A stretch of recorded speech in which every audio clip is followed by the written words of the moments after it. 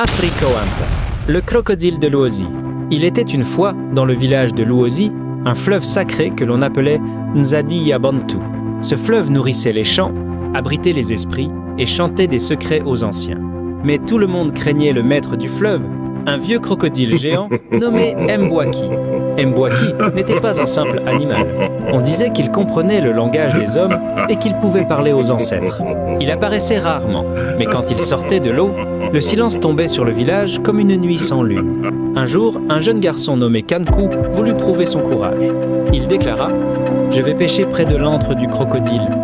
Je reviendrai avec un poisson plus gros que la peur. » Les anciens le supplièrent de ne pas y aller.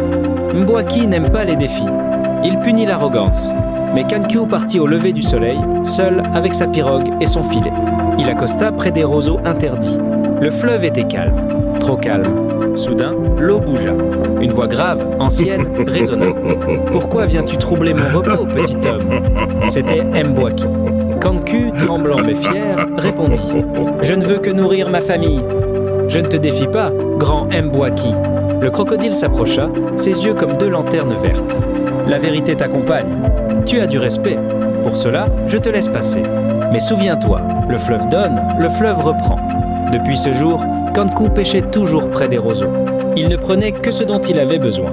Et chaque fois qu'il lançait son filet, une voix lointaine murmurait « Nzadi Yabantu t'observe !» Un soir, alors que le tonnerre grondait, Kanku disparut.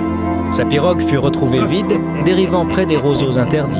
Sur le bois mouillé, il y avait des marques de griffes et un seul mot gravé à la lame.